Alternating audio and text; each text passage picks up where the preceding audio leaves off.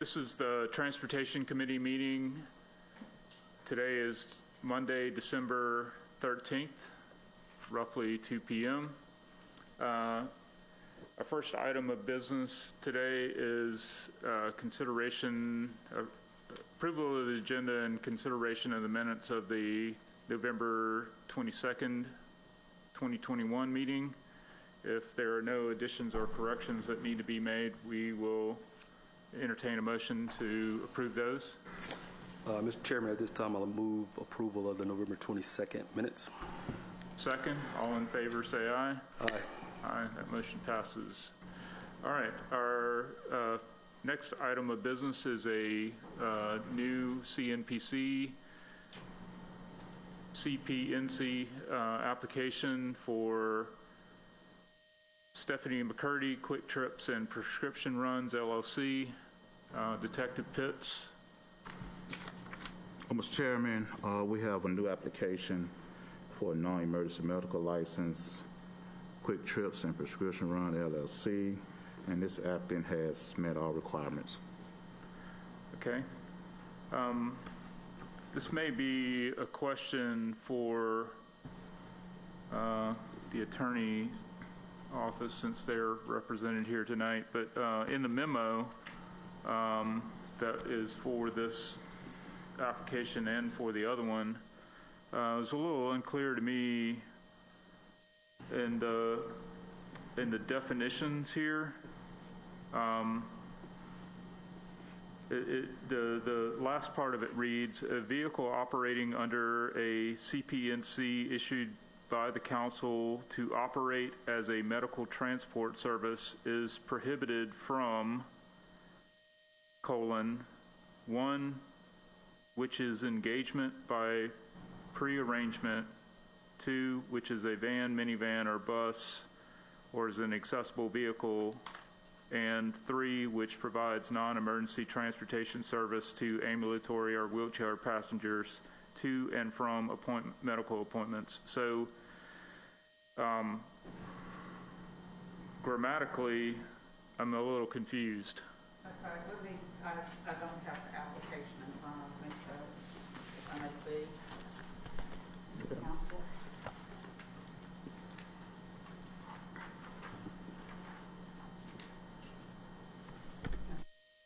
And this probably is quite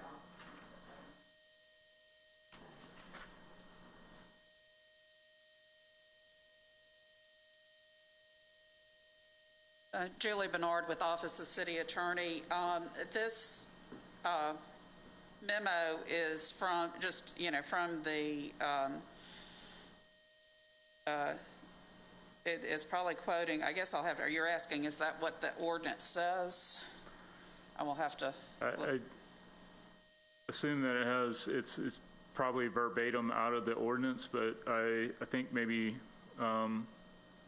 something was omitted because just grammatically it's right. Doesn't seem to comprehend. It may be, and of course I didn't, this is not a letter I drafted. Sure.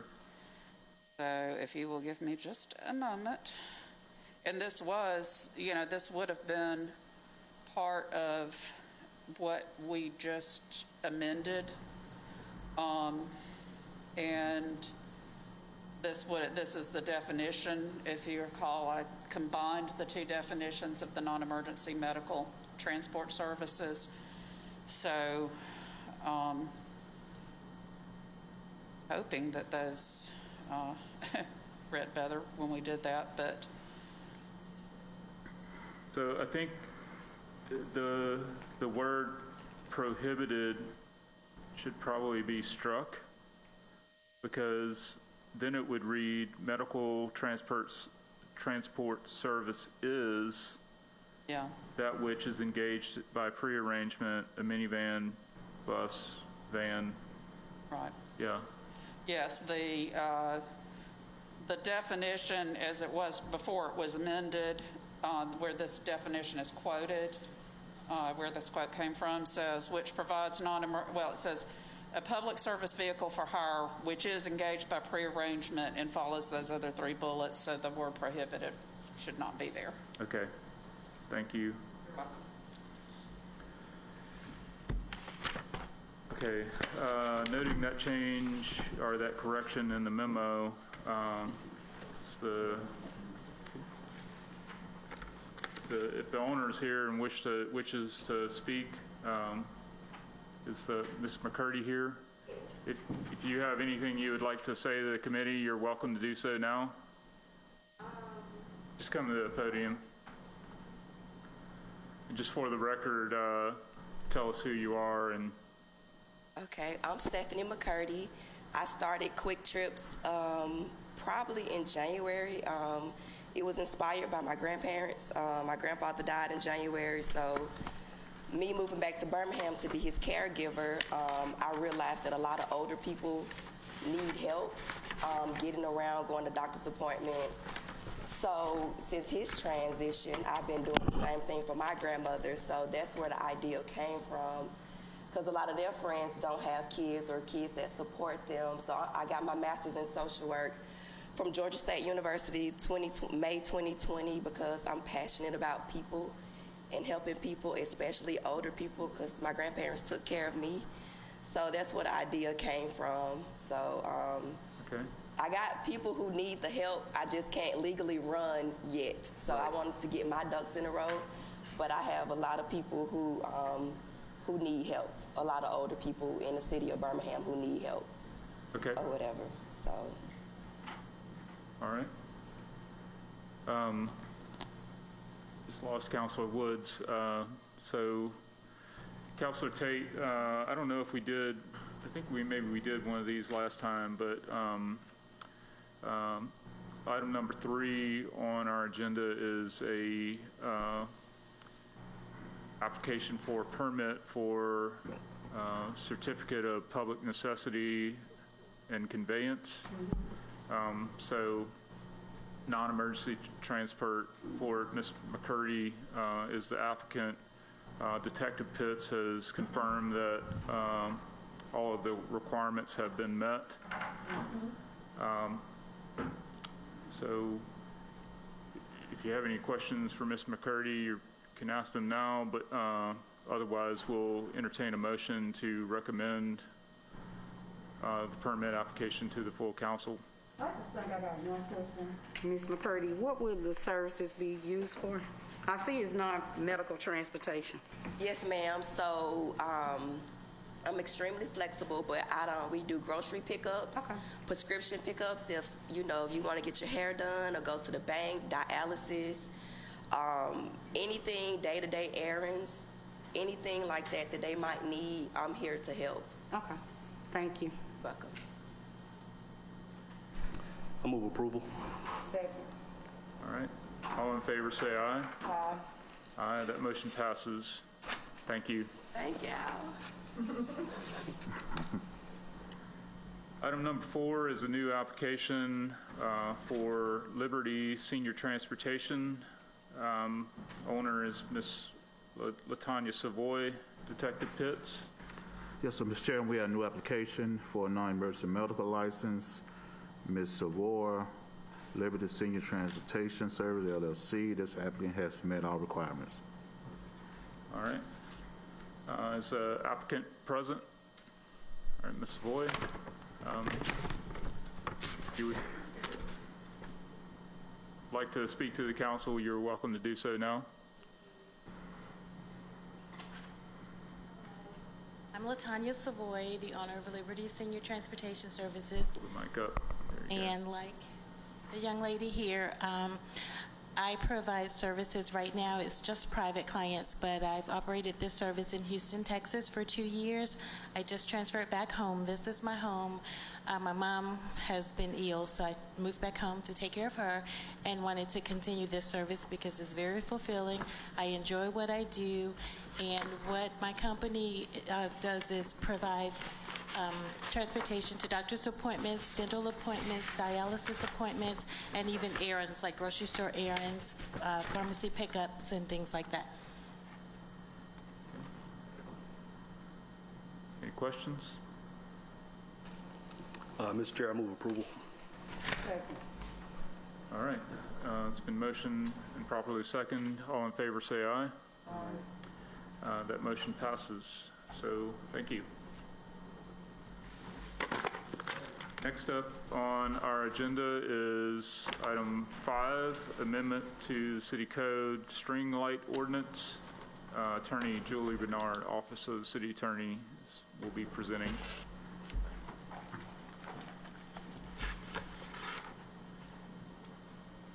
Good afternoon. Julie and I are going to tag team this. I'm Christina Argo with the Department of Transportation. Pull the mic up.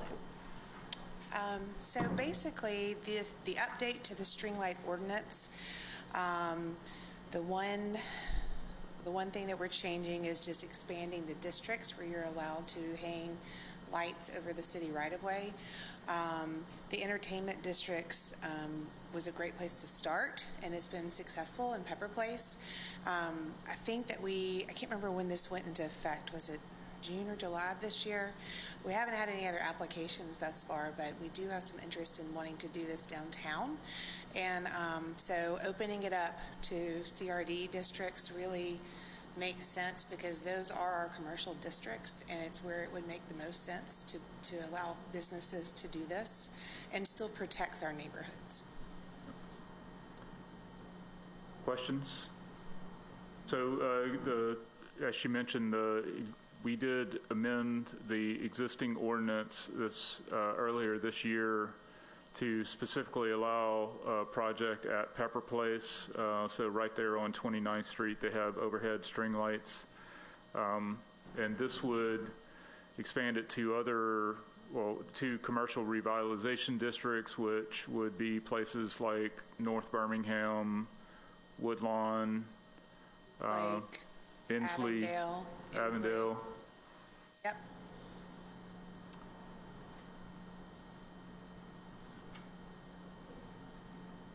All right. Move approval. Second. All right, it's been motioned properly second. All in favor say aye. Aye. That motion passes. Next item is item 6, amendment of the city code for public space permitting. And Christina, I assume you're going to speak to this one as well? I will. Okay, so this is kind of a lengthy ordinance that we went through and updated, but I'm going to hit the highlights of kind of what has changed and what this means for the current permits that we have on the books. So the city currently has an outdoor cafe permit that we have been operating for a number of years. And then this past couple of years, due to COVID, we did put out a shared space permit. Both were similar. Outdoor cafe obviously allowed restaurants to expand onto the sidewalk, serve food and beverages. Shared space not only allowed them to do that, but also allowed businesses to expand into on-street parking spaces, and also we're kind of defining business operations as outdoor cafes and outdoor retail. So we allowed businesses to do that. So we knew we wanted to continue some of this past COVID, and what we've decided to do is to roll both of these into the public space permit. And so some of the big takeaways is the application process and the enforcement will now reside with the Department of Transportation. Previously, it was outdoor cafes were approved by the city engineer. And it really makes sense because the streets and sidewalks are DOT's purview. The other big change is the ABC board has relaxed their interpretation of what a defined space can be.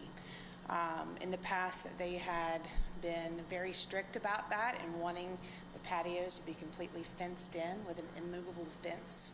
They have since relaxed that standard. It has to be a defined space, but they're not being as specific about what that looks like. The permit now becomes a yearly fee. This is better for enforcement. It allows our staff to have the time to review plans and go out and inspect. And we'll inspect these spaces annually. And then the other thing, which I noted before, is that we're calling outdoor business operations that includes includes dining and retail. Those are the highlights of the new ordinance. Okay. I believe I talked to Julie about this previously, but there was, one particular business on First Avenue North that had kind of expanded their operations out into the pedestrian right-of-way. Can you speak to how that's been addressed in the context of this ordinance? Absolutely. And I don't know what kind of permit this business had, if it was the outdoor cafe or the shared space, but I will say a downfall to some of the permits we had on the books was the enforcement piece. And just because we were kind of juggling responsibility with city engineer and BDOT. So we will be enforcing the 5 foot of clearance, the ADA clearance required for folks to be able to pass through on the sidewalk and for them to be safe. So so that'll be something, if people are not in compliance now, I don't know what the status is of this business, they'll be hearing from us. They're gone. There's a new business there, but... Yeah. Another thing to note, too, is businesses, if they leave and a new one pops up and still wants to use that outdoor space, they have to get their own permit. So they go through application period again. And, just because even if they're using the space in the same way, we've got to have a new permit. Okay.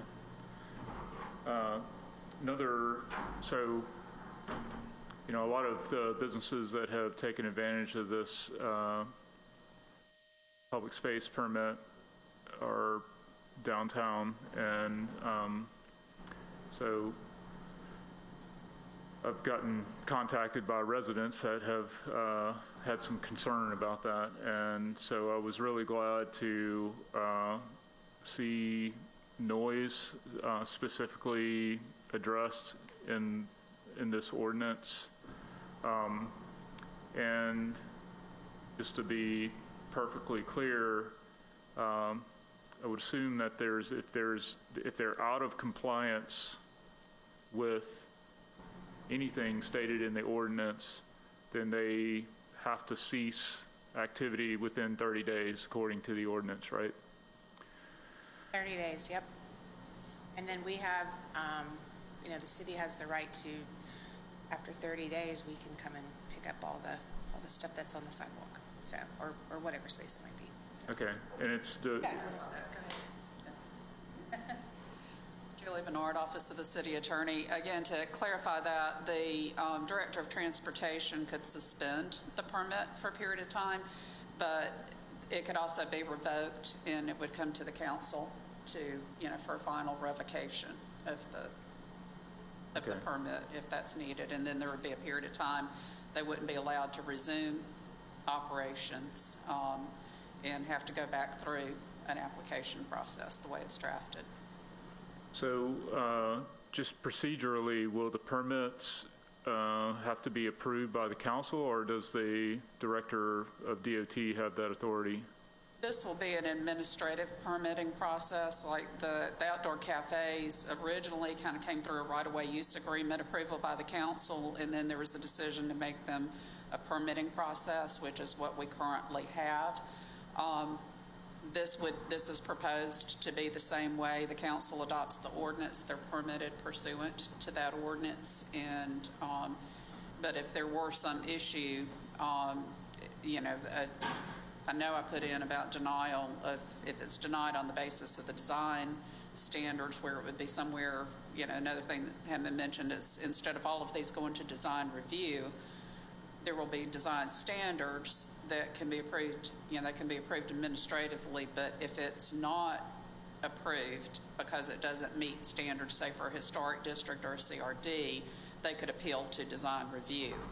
And I right now, I'm not recalling if I put it in the ordinance, but it could be, an appeal to the council if they're denied the permit, if the council wants to do that.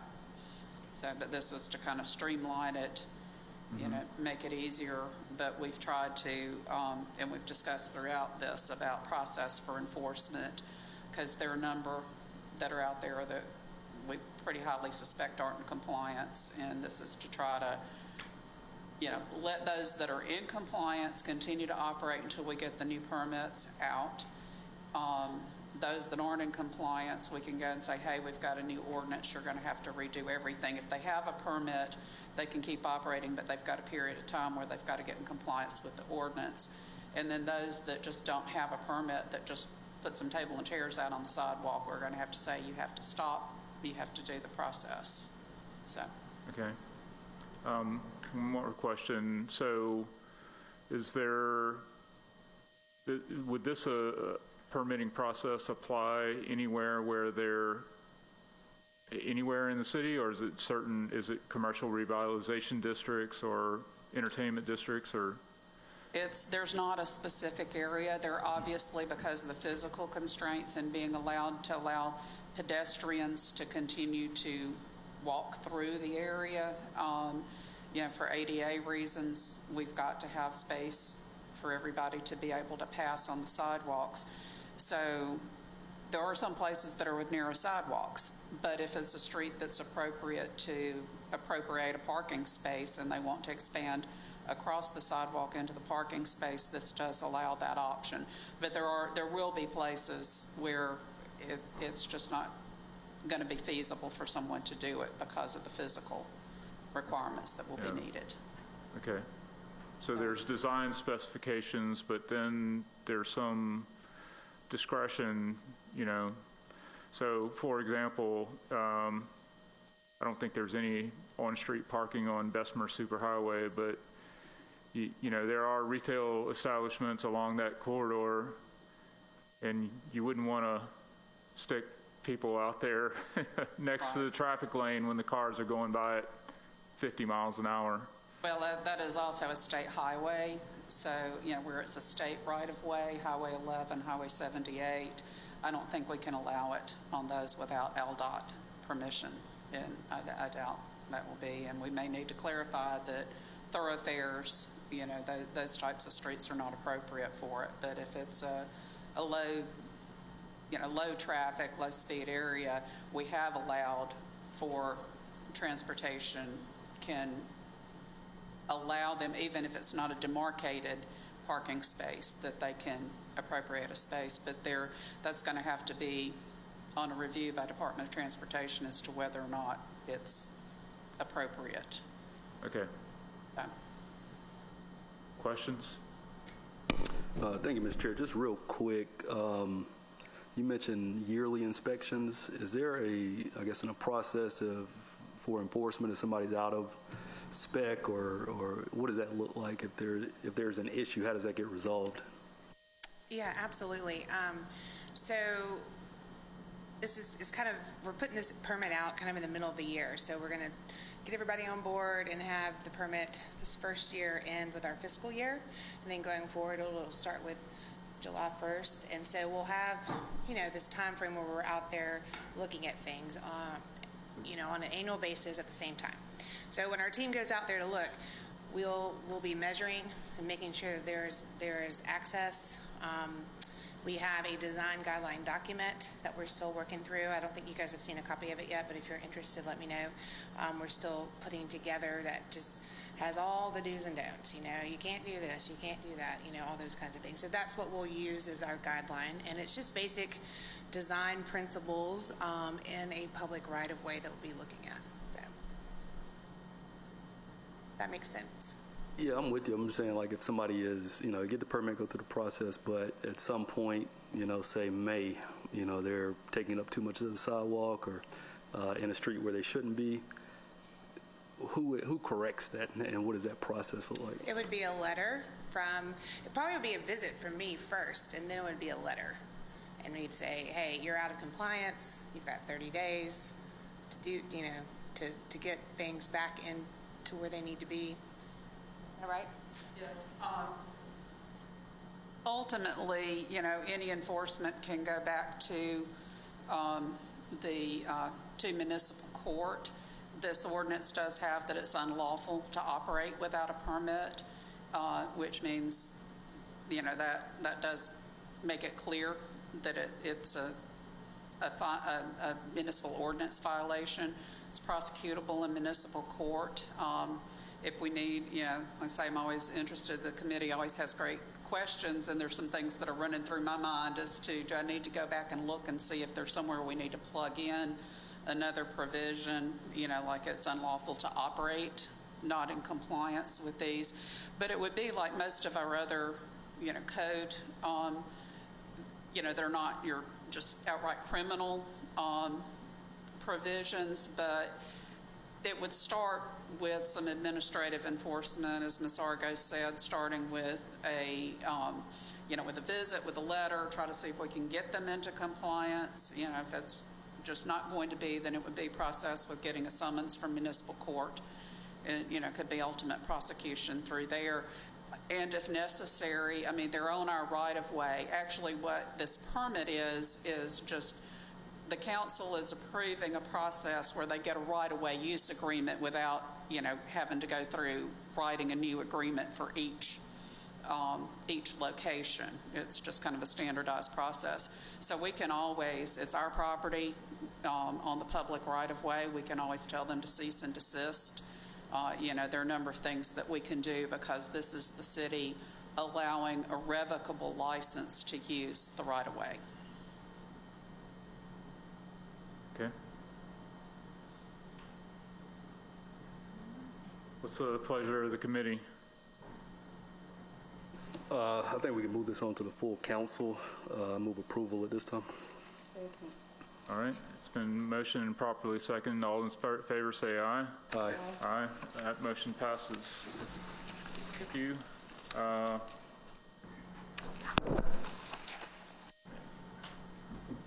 And then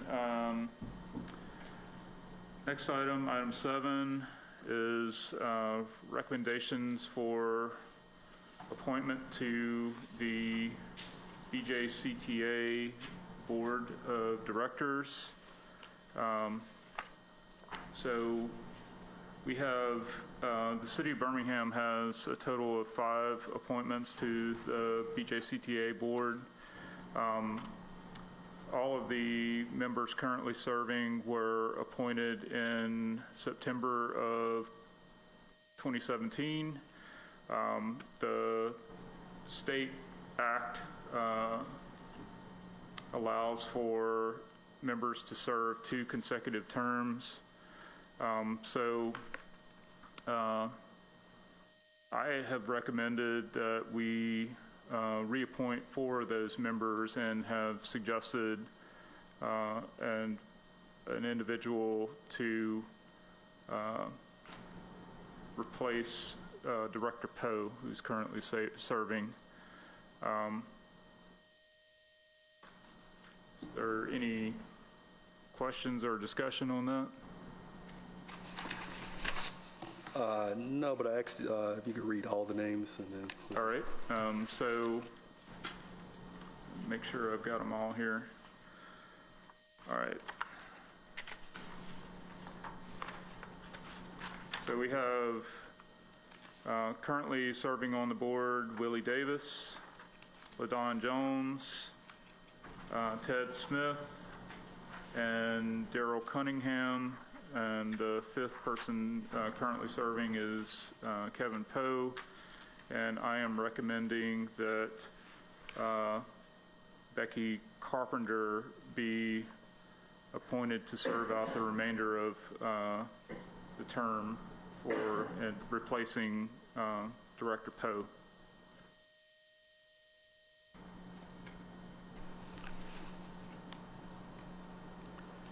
I move that we approve these 5 individuals and move this to the full council. Right.